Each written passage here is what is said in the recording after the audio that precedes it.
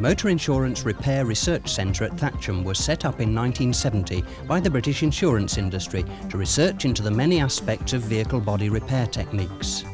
A very important part of that research is devoted to the subject of paint, and this programme will demonstrate 3 different blending-in techniques used at Thatcham. Here there has been damage to the tailgate. A panel beater has already seen to the repair of the panel, and so the car is now ready for paint. In this case, a base coat and clear lacquer system is required. It has been decided that due to the nature of the paint damage, lacquer will be used across the whole width of the tailgate, but only up to the centre swage line. The first stage in any successful paint job is to ensure thorough preparation of the surface. Inadequate preparation will inevitably lead to faults in the finished paintwork, which will prove time-consuming and expensive to rectify. The painter is using dry paper and a block to feather edge the damaged area. A random orbit sander is often preferred for this purpose, but would be unsuitable in this case due to the shape and size of the panel. Any dust created by the sanding operation is blown off. The whole area to be masked should then be degreased with solvent. Whenever using solvents, the painter should wear protective gloves and also a face mask, which will help protect him from harmful fumes.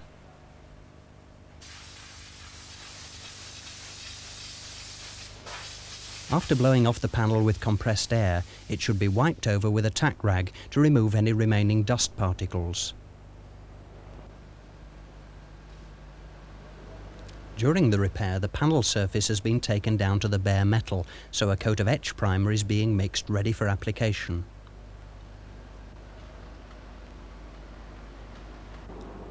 The car has now been masked up, so a further solvent wash, blow off, and tack wipe are required before the etch primer can be sprayed on. Also, an earth clamp has been attached to the vehicle to reduce static.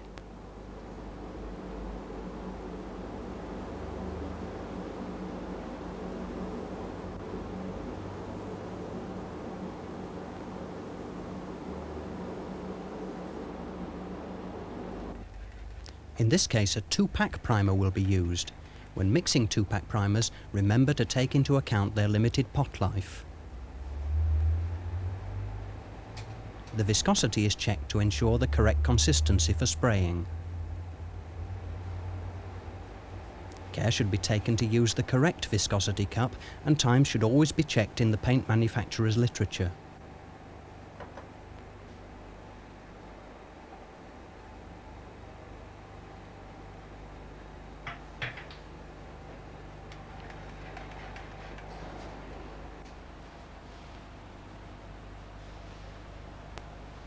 After straining the primer into the spray gun, the air pressure and fan width should be adjusted to suit the size of the repair.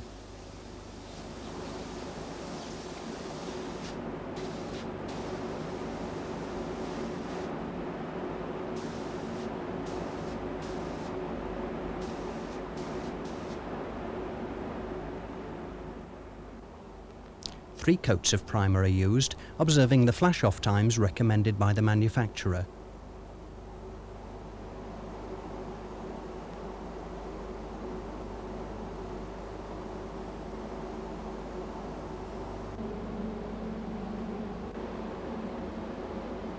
A guide coat of contrasting colour is applied to aid flatting.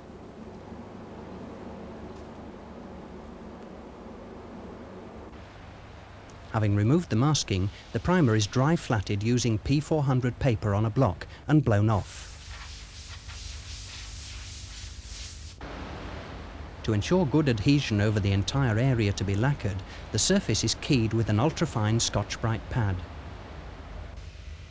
Before masking up again, the surface has been washed down with degreasing solvent, blown off and tack wiped.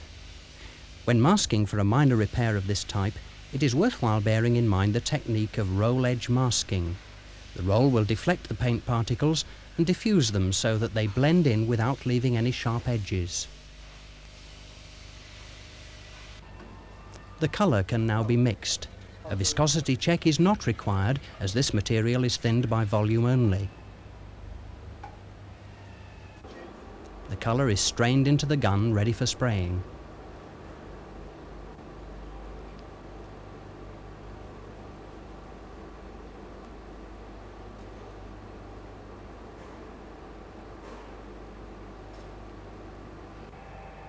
Matching the new paintwork to the original is a very skilled procedure. An essential part of the operation is to prepare a test panel. This should be mounted on a large, firm surface, such as an old doorskin, and sprayed with normal application. The colour should be sprayed to opacity and allowed to dry.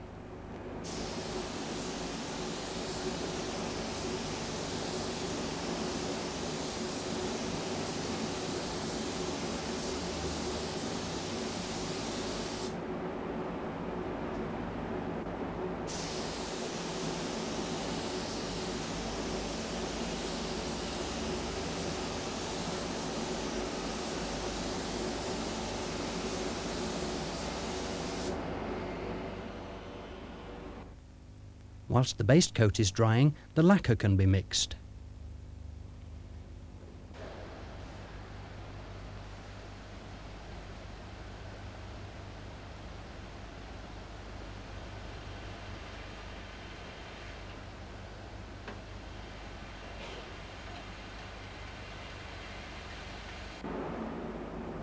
In the case of base coat and clear finishes, the full amount of lacquer should be applied.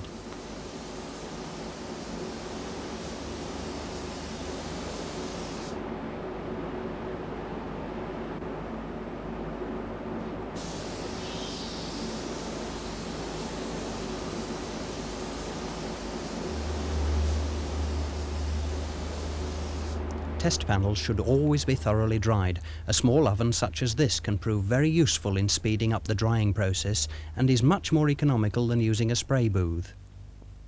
Before checking the test panel, think for a moment about how we perceive colour. The human eye contains 3 separate sets of cones, each sensitive to one of the primary colours: red, green or blue. And the combined signals from these cones allow us to see the full range of colours. However, the cones can become tired and create false colour impressions. Concentrate on the dot in the centre of the screen. In a moment the screen will turn white, but for a short time you will still see an image.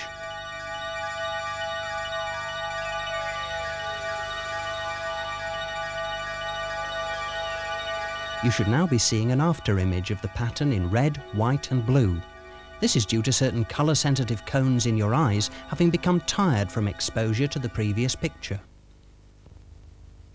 It is therefore imperative that when checking the test panel you should not stare at it for too long. Your first opinion will be the correct one. It should be checked against an adjacent panel on the car under as near to normal daylight conditions as possible, and always remember to check the face and side tones. In addition, it is always desirable to have a second person compare the paint colours with you. Now the car has been masked up again, the usual cleaning procedure is carried out, comprising solvent wash, blow off and tack wipe.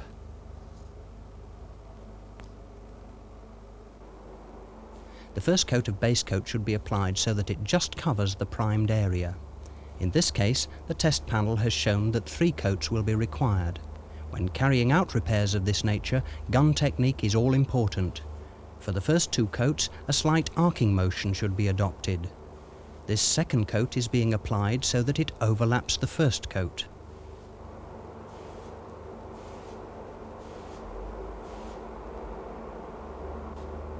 On the final coat, the colour should be flicked across the repaired area with an exaggerated arcing motion. By using this arcing motion, the colour is graduated across the panel from wet to dry, allowing the original colour to show through and producing an effective fade out.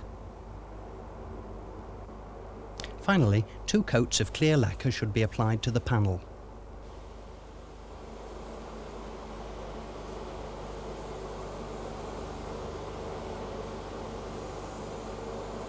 Paints, like many other materials used during vehicle repairs, can have harmful effects on the human body, especially if they contain isocyanates, so the utmost importance must be attached to health and safety. Here the painter is wearing lint-free, anti-static, disposable overalls, gloves and a fresh air-fed mask. More detailed information on the precautions required when dealing with modern paint materials can be obtained from the Health and Safety Executive.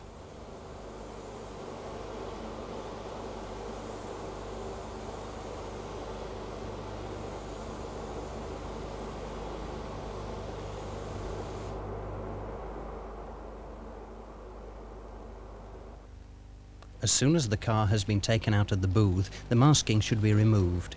To avoid damaging the fresh paintwork, care should be taken to pull the masking material away from the repaired area. This method, if carried out correctly, gives a very effective blend and helps considerably in the event of a slight mismatch. As much of the original paintwork as possible has been saved, and the amount of new materials used has been kept to the minimum. Here, a paint repair is required on the offside rear quarter panel. The vehicle is finished in a base coat and clear system, so the job should be tackled in exactly the same way as the previous repair. However, on this occasion, in order to save material on this rather large panel, it has been decided that the lacquer will be faded out, instead of taking it to the panel edges. The usual preparation has now been carried out, and the primer has been applied. The second coat of base coat is now being sprayed on. Again, the first 2 coats are applied with a slight arcing motion.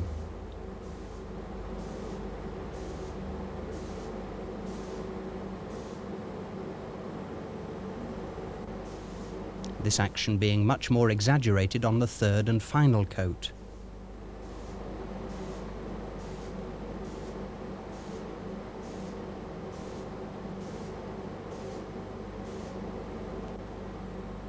Two coats of lacquer are used. In general, the first coat should overlap the repaired area by about 15 centimetres or 6 inches. The actual distance is determined by the necessity of taking the repaired area up to the narrowest points on the panel, thus leaving the smallest possible areas to be faded out. This second coat should then overlap the first coat by about the same amount.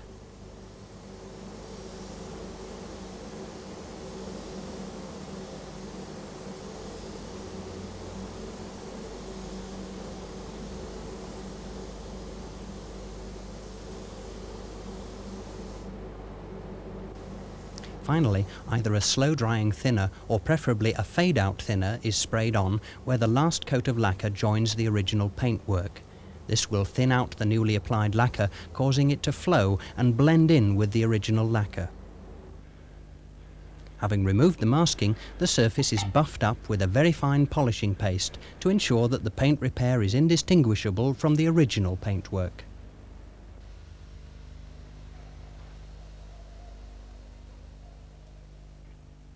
The results achieved by this method speak for themselves. Here, a paint repair is required on the offside front door. The paint to be used is of a conventional metallic type.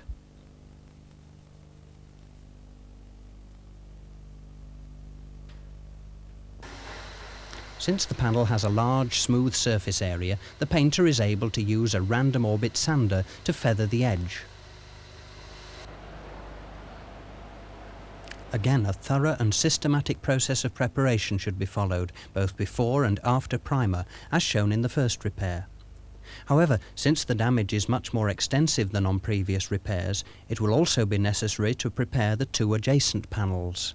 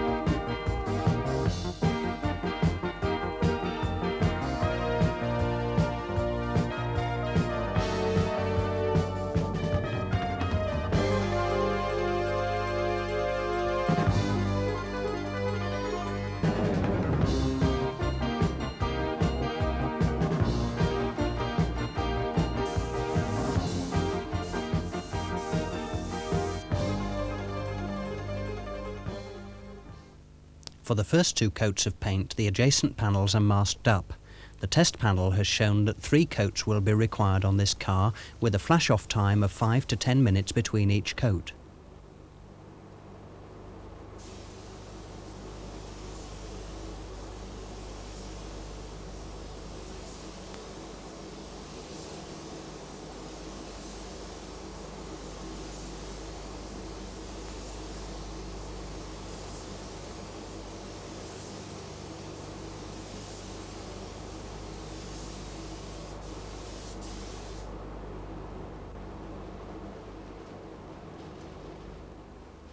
Before the 3rd coat is applied, the additional masking is removed and the panels are once again wiped over with a tack rag.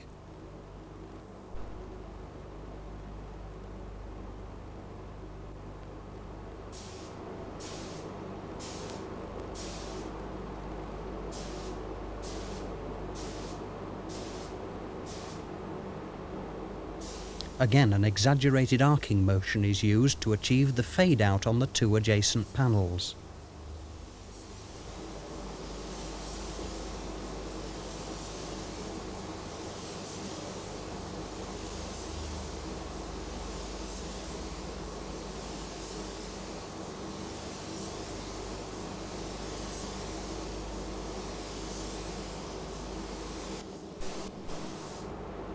To obtain a good metallic appearance, it may be necessary to lay off the final coat by applying a light mist coat across the panel.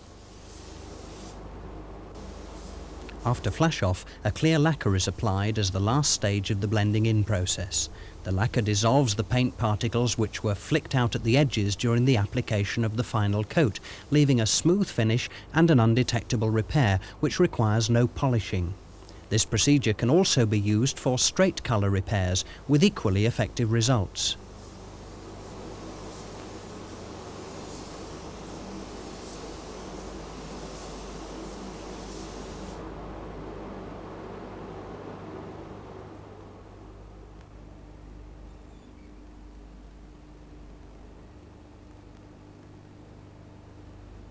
The car is force-dried in accordance with the times and temperatures specified by the paint manufacturer.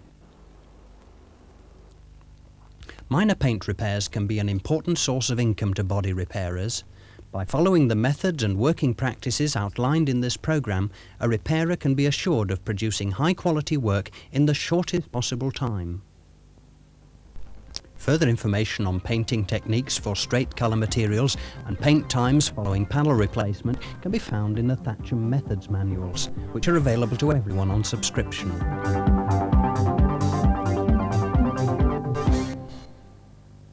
Full information on the health and safety implications of paint use may be obtained by writing directly to the Health and Safety Executive, Baynard's House, 1 Chepstow Place, London, W2 4TF, or from any area office. Further details of all Thatcham publications and video programmes may be obtained from the Controller of Administration, the Motor Insurance Repair Research Centre, Calthrop Lane, Thatcham, Berkshire, RG13 4NP.